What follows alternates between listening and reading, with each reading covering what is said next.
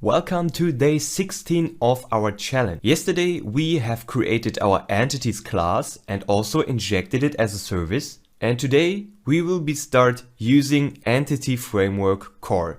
And we will use the in-memory database, which you can later on easily adjust to, instead of using in-memory database, use SQL instead, for example. So once you have implemented Entity Framework Core, you can use in-memory and SQL and any other database provider or system. Great, so let's get started. Okay, so first step is to add a new package. So let's go to Tools, NuGet Package Manager console. Simply write down install package Microsoft.entity framework core.inmemory.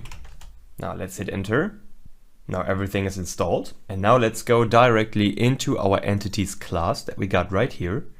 And we should inherit that entities class here from dbContext. So if you want to use dbContext, start using Microsoft.entity framework core, right? This is not the package that we just have installed. That one was here before. We just installed the entity framework core in memory package for our in-memory database for sure.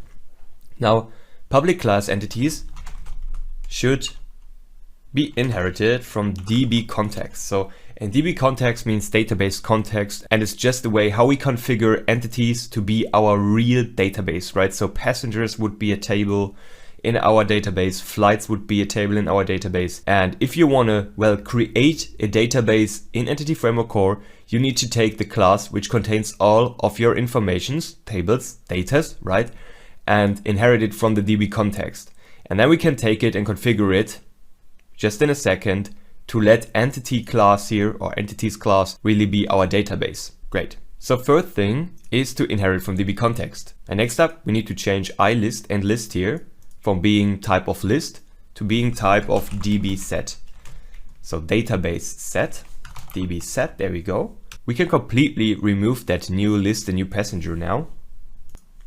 We can simply go ahead and say flights goes to set type of flight. There we go. And for sure we can do the same thing with the passengers list. Goes to a set of type passenger. Okay, now there's the most important thing coming right now.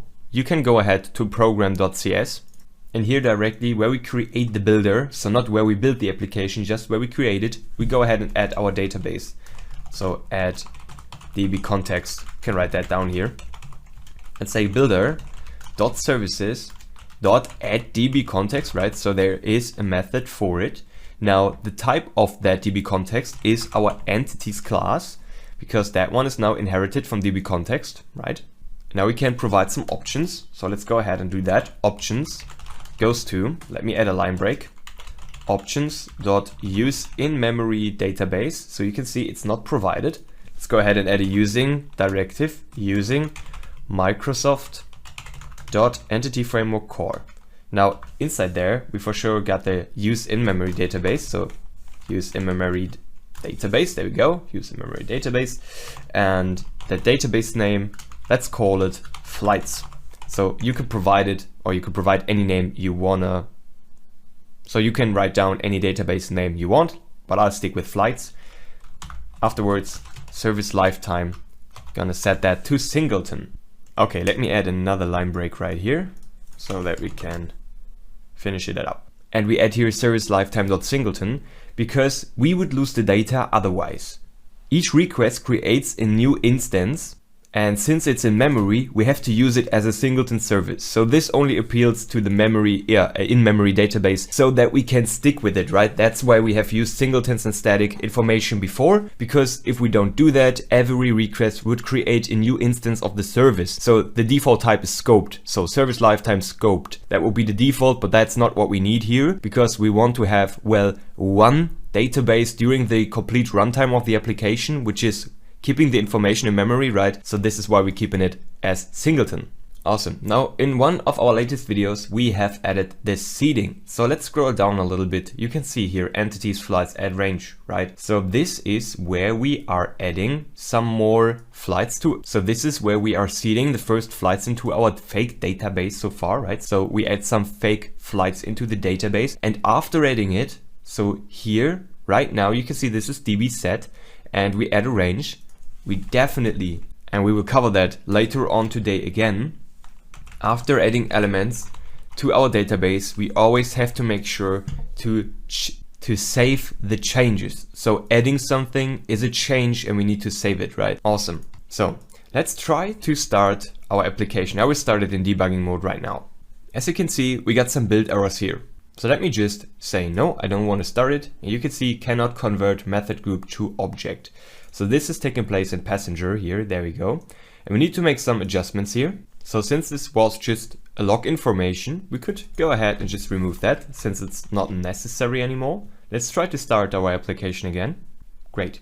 So now we come to another error, which is saying add DB context was called with a configuration, but the context type entities only declares parameterless constructor. So this means that the configuration path to add DB context will never be used. All right. So this is the issue that I was searching for. And in the next video, we will take a look on how we can fix it. So the error that we got here is just directly telling us what we got to do. So we need to add DB context options entities right into a constructor in our database context. So just switch to our entities CS. We got that DB context here. And what we need to do is we need to create a constructor. So let's do that. Let's write down ctor, hit tab. There we go. We got our constructor here.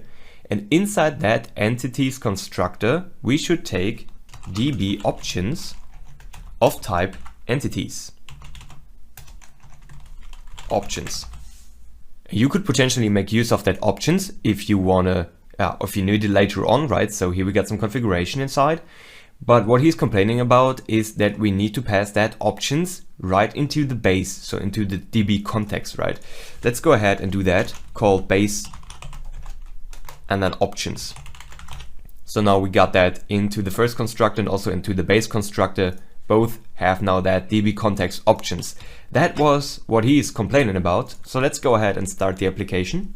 You can see that we immediately got the next exception here. So no suitable constructor was found for entity type flight. The following constructor had parameters that could not be bound to the properties. So let's switch over to our entity of type flight. There we go. We got that data folder. So go ahead into your domain folder and then entities, open up flight. So a very important thing to mention now.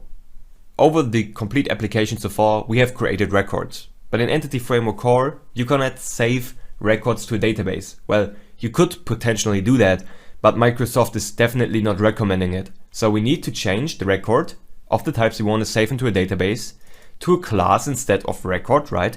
So that Entity Framework Core can compare the C# objects and the entries of the database. So now we turn that public record flight into a class, so public class. First of all, we can copy that part here, flight, and then all of this so that we create a constructor from it. So let's copy that. Let's bring it right into the curly braces here. Let's paste it here just for now. We will fix that just in a second. Now let's remove the braces. Let me just copy that part here again. Let's remove it. So this is how a class is looking like. Let's paste in the GUID and all of this. Let's make it public for every single property we got here. And now let's write a simple get set. Take a look at the git commit if you're getting confused now. So as I said, we're just turning that record into a class.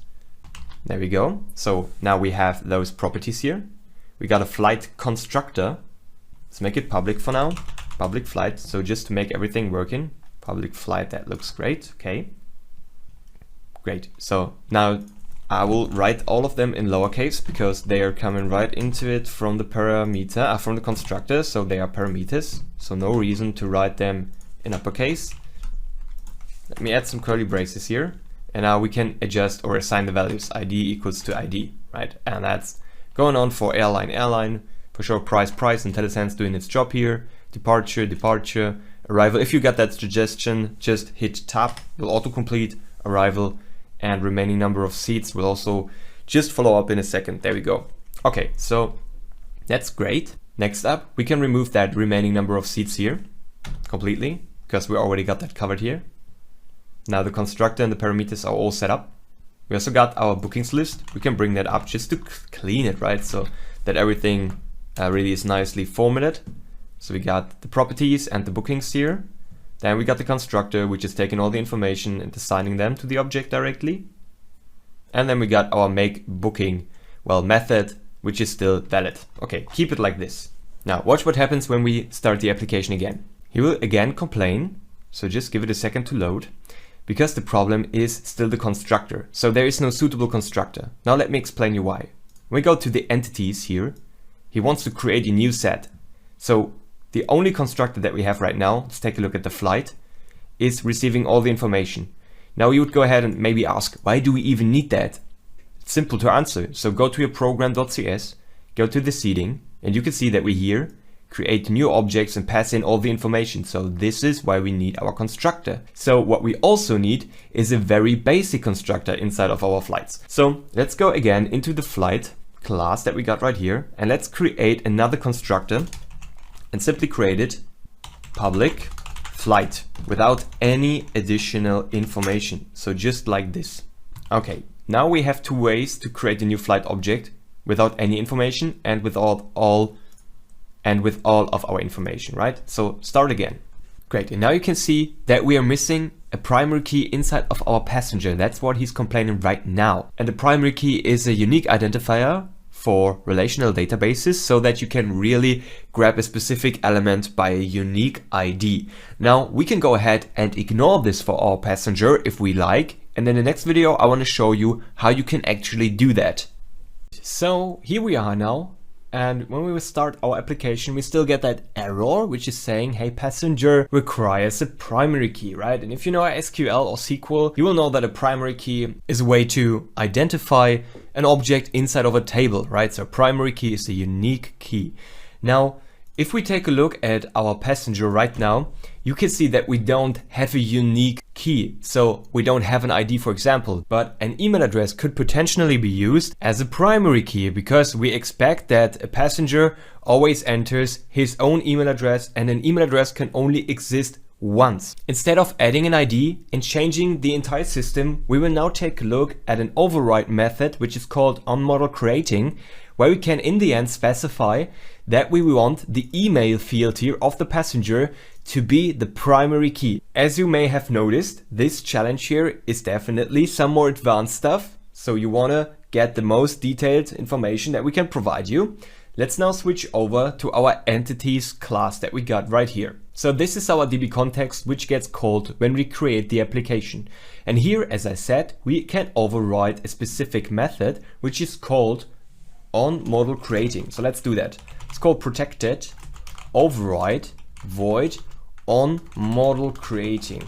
Now this takes the model builder, called model builder, there we go.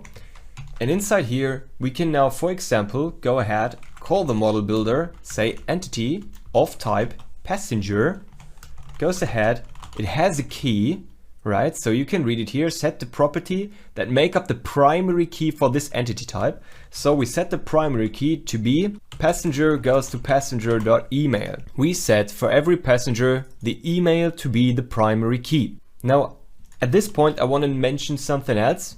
When we go to the passenger here, you can still see that this is a record. Why did we change the flight that we have here to be a class, which is stored inside of the database? But you can also see that passengers are stored in the database because we set them to dbSet, right? So why is passenger a record, and why did we need to change the flight to be a class instead? So the difference is that once the passenger got created, we will not change him, right? So we just add him and it's not changeable later on. So this time mutable is absolutely fine, or immutable is totally fine for us. So we don't have to adjust the record later on. So this is why we can leave it as a record. But the flight changes, right? Every time we add a booking, we change the flight object or the flight entity. So this is why we need to take a class instead, or why Microsoft says that we should take a class instead of a record. So if your entity is not changing, you can feel free to go ahead with the record. But if you want to change an entity later on, for example, while it's on delay, remaining number of seats is changing, bookings are changing, right? So the entity type changes, then go ahead and use a class instead, followed by the best practices of Microsoft itself. However, in any scenario, Microsoft prefers to use a class instead of a record. And that makes totally sense, because in most of the scenarios, your entities inside of your database are about to change by time. So then you go ahead, change the flight, the passenger has cancelled, or he has just entered the wrong name and you will edit it. But in this application right here, we are not changing the passenger at all. So once you've entered or registered, we are not able to change any information. Great. So let's move to entities again, because we're not done with the mapping yet. So you now have learned how you can use on-model creating to create a new or how you can set a unique key, and this time it's the email. By default it could be something like public int ID, right? But if you want to go ahead with a non-integer and use the email instead, you know now how you can do that. And we also need to define that a model builder, there we go, dot entity of type flight. Take a look at the flight. We got time, place, departure and arrival, right? So we need to specify, since those two here, they are no primitive data types, right? They are complex data types, because it's not a string or an integer. It's a time, place object, which is actually a record with place and date time. So, or string and date time. So it's a complex data model, and we need to allow Entity Framework, or we need to tell Entity Framework how to map it or that it should map it. So we go ahead and say model builder entity of type flight, and then we say owns one.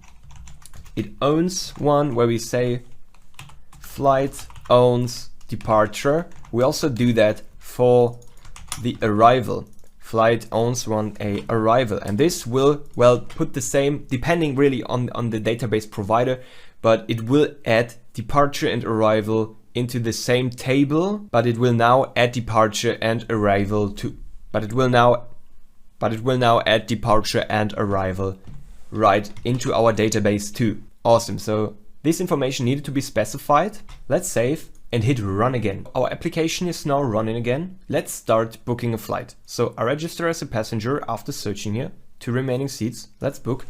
Let's register. There we go. Now let's log in. Let's book a flight. Let's here book 1 seat. You can see my booking works, but if I change back, search again, you can still see 2 remaining seats. So our information is not saved in the database, right? So every time I book something, every time I search again, it still says 2 remaining seats. So this is intended, and it's totally correct. We don't have an issue inside of our project right now, but we need to add something to really make the changes persisting. So switch back to our project, move. So let me just shut down the application. You can move into your passenger controller and just switch into the register method that we got right here. And as I already said, if you add something, delete something, or change something inside of your database or your entities DB context, you need to save those changes. So go ahead and call entities, there you go, with underscore, right? And then save changes. Very, very important. We don't only have to do that here. So we should now switch over to our second controller. So go to the flight controller. Go right into book method we got right here. You can see here flight make booking, right? So this is creating a booking, and after checking if we have a conflict, so here we know everything worked fine because that conflict would return. Here we can say entities.save changes. So here where we add a booking of a flight, we want to save changes too. So let's go ahead, start the application again. Awesome. So let's search for flight. 2 remaining seats. Let's register here. There we go. Log in, search again. Let's book a flight. Let's book 2 seats. Let's book. My booking works. Let's go to home. Search for flight. You can see 0 remaining seats. So now our changes are saved inside of that in-memory database. For sure, if we now restart the application again, American Airlines will again have 2 remaining seats, right? Because it's an in-memory database. So as soon as we shut down the application, the, well, in-memory stuff will get cleared out. That makes sense. But as soon as we switch to SQL later on, everything will persist, even though the application is not running at all. Great, and that's it for this video. See you in the next one. So Why did we use Entity Framework at all? The entities class was working too, right? Well, Entity Framework is an interface that can be configured to connect to different databases. So it doesn't matter if we now configure it for in-memory, it also works for SQL databases. So we use the in-memory provider right now of the Entity Framework for this course. However, later on in this course here, we will also switch to a SQL or SQL so that you know how to implement it. Here we got the list of database providers that are supported from Entity Framework Core. So you can see SQLite, SQL Server, in-memory, PostgreSQL, MySQL. So there are really a lot of providers that you can potentially use. And that's awesome. So you just implement Entity Framework Core and you can switch between those providers pretty easy. Okay, so today you can now use your in-memory database to store and retrieve data from it, right? Instead of those static lists. Now, Entity Framework is implemented. That's pretty cool. Changing the configuration to connect to a SQL Server database does not require a lot of work now, but some database technologies require different entity type configurations though. As I already said, later on in this course we will take a look on how we can switch from in-memory database to a real SQL Server database.